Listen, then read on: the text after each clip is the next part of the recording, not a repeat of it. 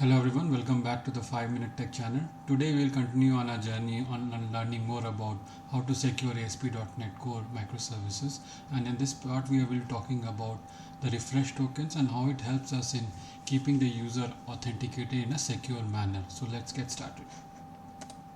What are refresh tokens? Refresh tokens are like credentials which are used to acquire new access tokens. So when you already have an access token and there is a timeout which happens, and then you need to refresh or get a new access token on the basis of what you had already. So that is what is refresh token is used for. So when our access token expires, we can use refresh tokens to get a new access token from the authentication component or a service. The lifetime of a refresh token is usually set much longer, as we can reuse it to get the access token again and again whenever the expiration of the access token happens. So why do we need both access token and refresh token? Isn't one enough is one of the questions. And then another question comes in is, why don't we just set a long expiration date and time, like a month or a year, and the access token is still there and user can use the same session over and over again? But there is a problem there, right? Because if we do that, wherein we keep the access token for a longer period of time and someone manages to grab that token and then use it, and even without using the password, they can access the areas of the application or the applications which they are not supposed to. So the idea of refresh token is that we can make access token short-lived, so that even if it is compromised, the attacker gets access only for a short period of time, minimizing the impact. With the refresh token based flow, the authentication service issues a one-time user refresh token along with the access token. The refresh token can be of a longer duration, and the app stores the refresh token safely. Every time the app sends a request to the server, it sends an access token in the authorization header, and the server can identify the app which is using it. Once the access token is expired, the server will send a token expired response, and once the app receives the token expired response, it will send the expired access token and the refresh token to obtain a new access token and refresh token from the authentication service. If something goes wrong and the refresh token can be revoked, which means that when the app tries to use it and get a new access token, that request will be rejected and the user will have to enter the credentials again. Thus, refresh token helps us in smoothing out this authentication workflow without the need of the user to submit their credentials frequently, and every time after 5 minutes they have to log in there, put in their user ID and password. So this is the actual flow, diagrammatic flow of the using a refresh token and with the authentication token. So first, the client asks for an authentication with user ID and password to the authentication server or component. Access token and refresh token is provided to the user, and then when it asks for the particular protected resource, the access token is passed along with the request, and that request comes with the response. Whereas when the access token has expired, the response comes as 401 unauthorized, and then the user or the client has to send the refresh token, has to along with the access token sends a refresh token, and he gets a new access token and the refresh token, and that can be used to get the protected resources. Next is workflow with the refresh token. As we just saw, first the client authenticates with the authentication component by providing the credentials. Then the authentication component issues the access token and the refresh token. After that, the client requests the resource endpoints for protected resource by providing the access token. The resource endpoint validates the access token, provides the protected resource. This is the basic flow. Now step 3 and 4 keeps on repeating until the access token expires after a period of time which we have set. Once the access token expires, the client requests a new access token by providing the refresh token. The authentication component or service issues a new access token and refresh token. Step 3 through 7 keeps on repeating till the refresh token expires. That also has an expiration time.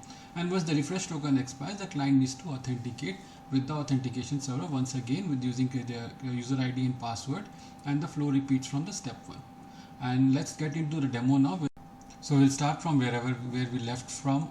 We had this Angular application which had different components, home, login page, and then we also had our server side. So in the server side we had Ocelot gateway which had the configuration, and then we also had the JWT token service which was doing the bulk operations for our JWT token. We had our authentication controller, and we also had the products API. So we'll start with the making the changes So let's first see where we left the previous session, and then we can get started. So let me run this application. So our APIs are launching fine now, and let's go ahead and run our localhost 4200. Let's do a login.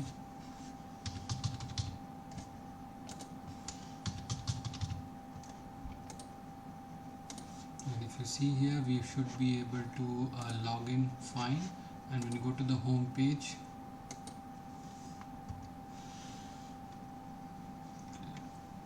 and we are getting our product list here. So let's get started and add more code for the refresh token to work now. So to begin with, we will go ahead in the model, and in the authentication model we'll go ahead and write the additional property for the refresh token.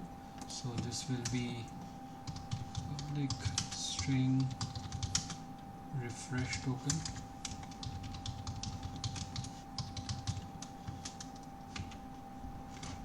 And then we will go ahead in the authentication controller and write the API call for getting the refresh token. So this is HTTP post, and the route will be refresh token.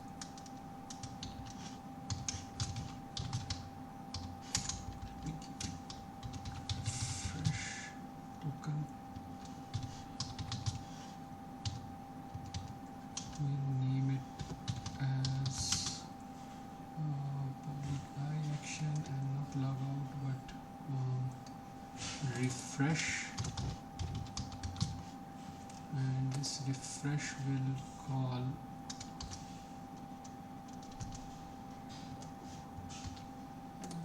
this refresh. We'll take the authentication model as an input parameter, because we will be passing the token which we already have and the already existing refresh token which we have to get the refresh. So access token, we'll extract this token is equal to our token API data dot our access token, which is token here, and then we will have let's get this so that doesn't give error. We'll come back and add the logic to update the token. We'll also extract the refresh token, and what we will do is we will get the, so what we need to first get, and this principle will be coming from our JWT token service. So what we will do, we will write a method like get principle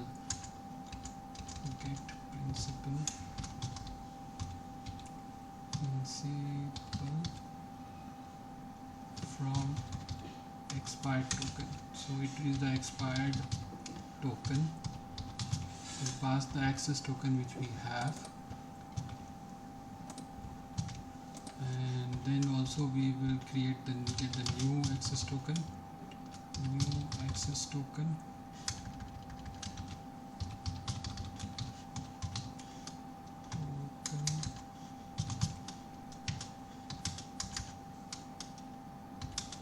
This will again be from the JWT access token, token service, and we'll generate the auth token with the principal claims. Now this will be from the claims which we have. So principal.claims,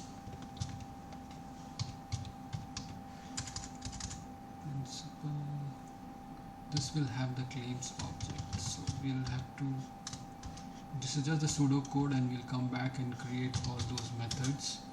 And new refresh token, so along with the old access access token, we'll pass the new refresh token as well. And this is JWT token service dot generate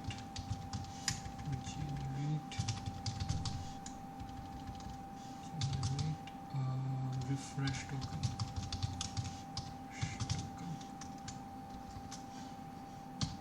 So these methods have to be created, and we'll go ahead and add these methods.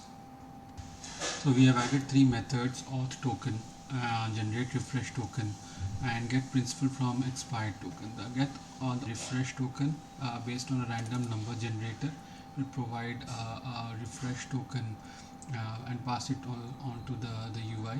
And get principal from the expired token is something which is used to get the principals whichever is present in this token which is passed, which is as expired, and this is used to fetch and get the principals and pass it on as a claims to this part.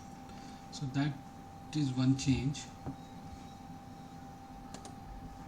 So we are getting the error here in the claims. We need to correct that, and to do that we need to change the object type to the specific type.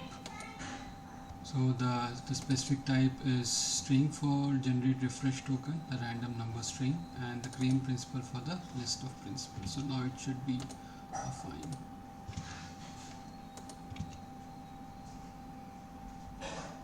I corrected the name of the method, so it is auth token, and now it should work fine. So I put the required code. Starting with principal, we'll get the principal from the expired token, which is the way where we'll come to know about details about the user. Following the getting the principal from the expired token, we will pass the claims into the auth token to generate the new token based on the claims, and the similar security key we have here. And following getting the access token, we will be getting a new refresh token. This new refresh token will be a simple a token which we generate out of random numbers. Also, one more change is there in the previous method which sends the first time when the user will log in with the username and password. We are sending the token, right? There we will be adding the refresh token, and that will be something which we'll get from the method below, generate refresh token.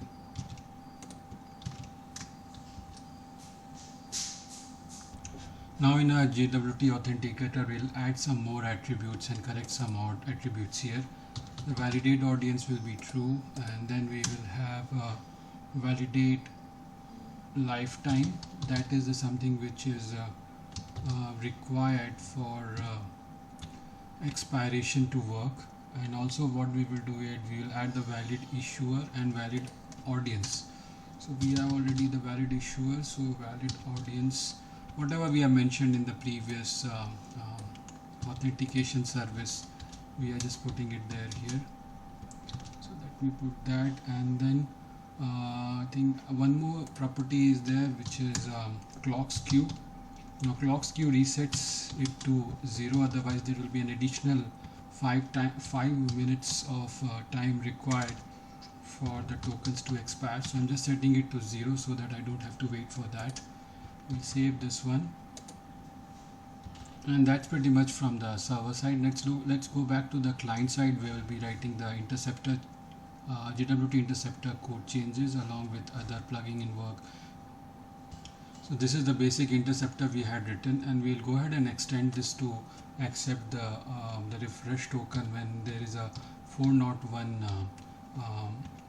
HTTP 401 error that is unauthorized because of the token expiration. So we'll just type the error here, catch error, and in the error what we will do is we'll filter out if this error is coming because of the expiration or unauthorized, that is 401, and we'll check if it is actually that error. So we'll just put that condition in here, instance of HTTP error response, and this.url is not the login URL, and this will be, so we will not be doing it for the login because that's place where the user will be logging in.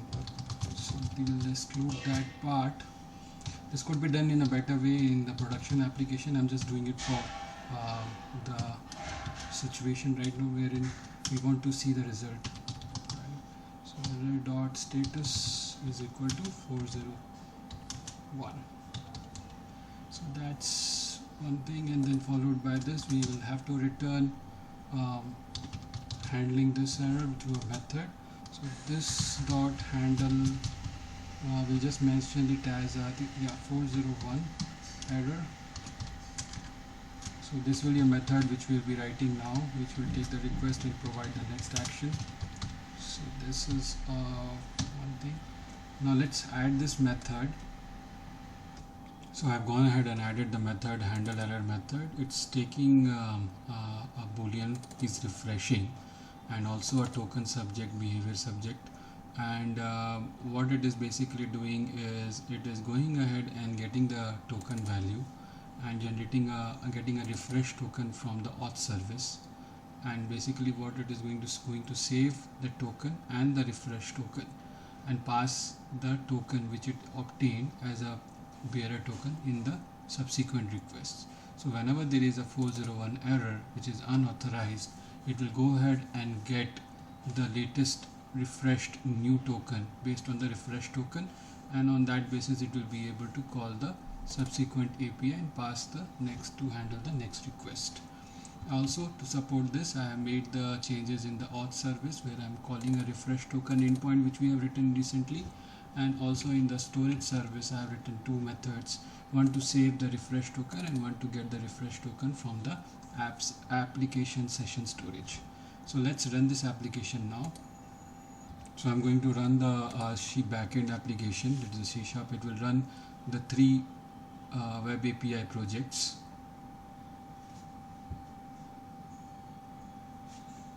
And as you see, all the three APIs are up and coming up.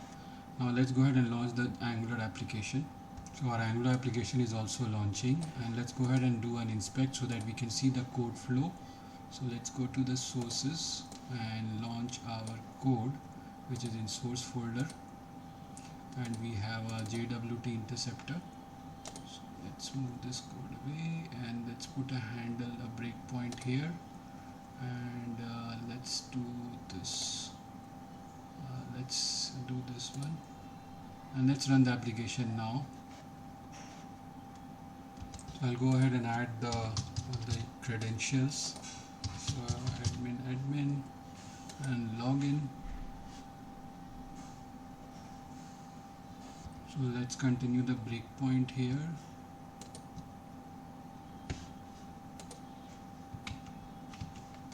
And if you see the application, you should be able to get the JWT token. So as you see, it is only saving JWT token, so we need to update the client side to save the both the tokens. So let's do that change now. So in this method we will do a save refresh token, and the response will get the refresh token, we'll save it. So let's try this again now. So let's give this another try. So admin password, and let's return the result. Okay, and let's go back here, and now we are getting the refresh token. So now let's go ahead and check the product list is coming properly, and it is fetching the product list. So yeah, so this we have the product list coming up now. Now let's see what is the duration of this JWT token.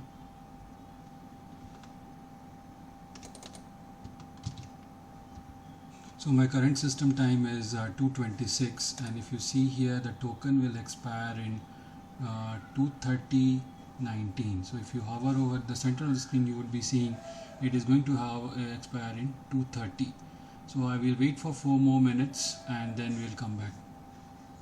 So by the time it comes up, it's about time, and we'll just go to the Visual Studio and show you where we set the time.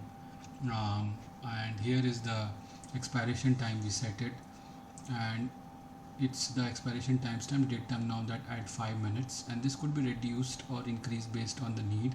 Similarly for the refresh token as well, when we are getting the auth token the second time, we need to set it up. So if you have redundancy, you can add a similar code, but you will have to add something like expires and the expiration timestamp, and that is what is 5 minutes. So let's go back to the code here now. So it's about time, it's 30:26 to 30:27 actually, and if you see here it is coming as 2:30:19. So let me go ahead and now call the API again, and which we can do by just doing a refresh on. So let's go ahead and refresh this page now, and as you see we are getting 401 error, and we'll continue the debug.